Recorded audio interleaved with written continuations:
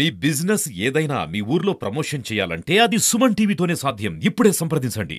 ఒక్కరితో హబీబుల్లా గారితో మంచి సంబంధం ఉండింది. అదేవిధంగా పాలకొండరాయుడుతో మంచి సంబంధాలు ఉన్నాయి. నారాయణ రెడ్డి అన్నతో మంచి సంబంధాలు ఉన్నాయి.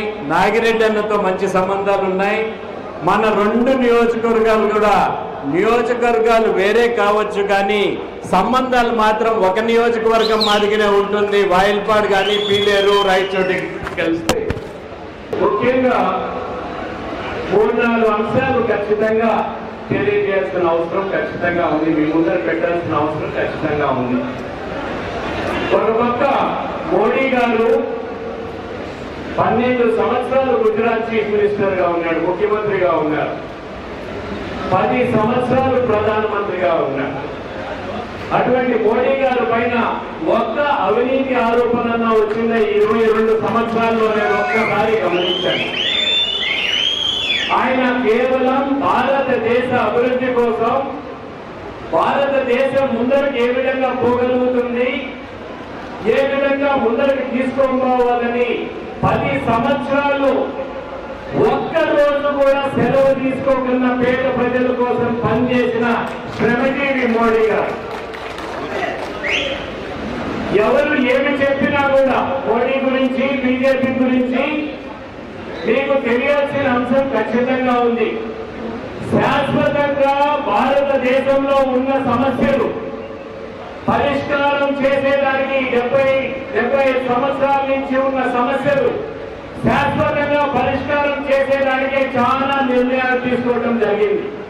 కఠినమైన నిర్ణయాలు ఉండొచ్చు కానీ ఏది కూడా సమస్య తీరాలి, సమస్యలు ఈ విధంగా కొనసాగితే రాబోయే తరానికి ఈ సమస్యలు ఉండకూడదనే బాధ్యత తీసుకొని ముందరకు పోవడం జరుగుతుంది. మోడీ గారు అపోహలు సృష్టిస్తున్నారు.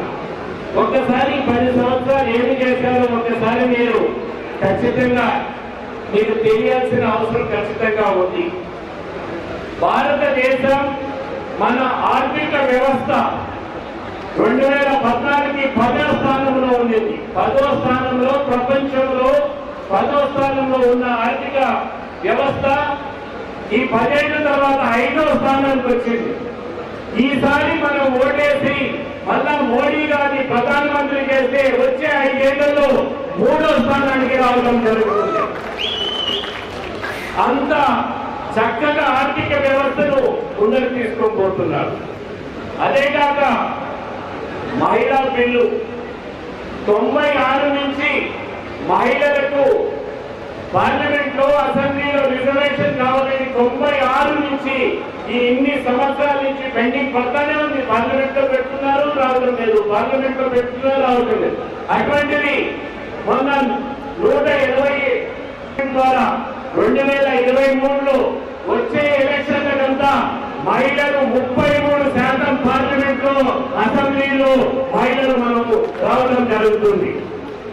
అదేవిధంగా ఆర్టికల్ 370 కాశ్మీర్ లో ఉన్న భూములు వేరే వాళ్ళకి అమ్మకూడదనే ఉద్దేశంతో చాలా మంది టెర్రరిస్టు వాళ్ళని చంపి వాళ్ళ భూములు ఆక్యుపై చేసుకునే పరిస్థితి అది తీసేయడం జరిగింది.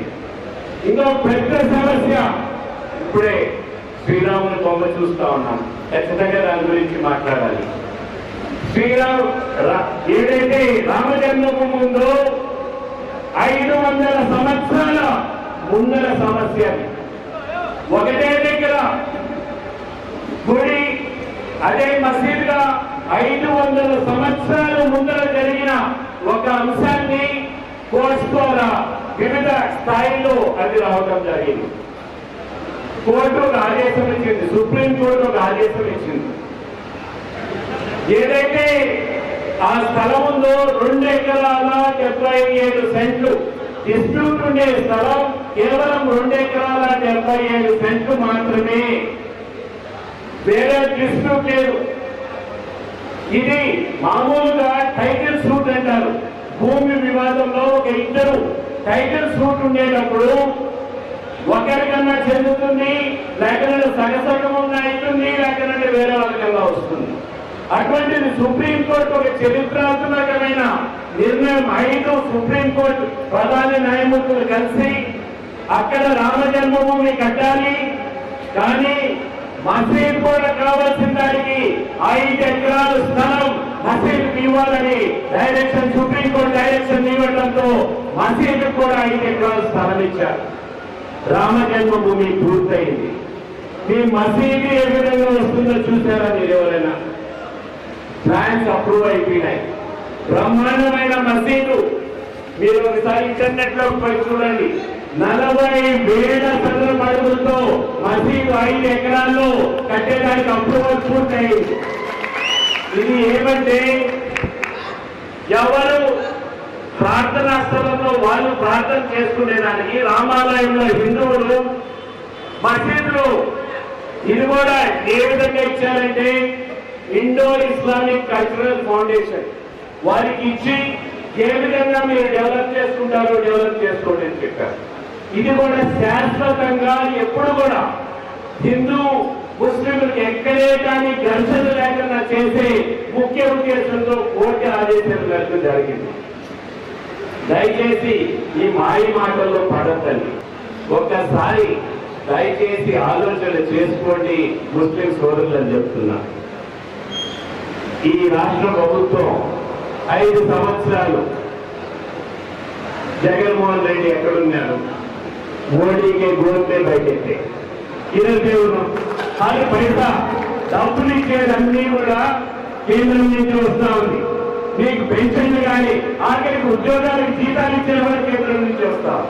నేను ముఖ్యమంత్రిగా ఉన్నప్పుడు 90,000 కోట్లేమో అప్పు ఉంది మన రాష్ట్రానికి. ఈరోజు 7-8 లక్షల కోట్లు అప్పు చేసేశారు.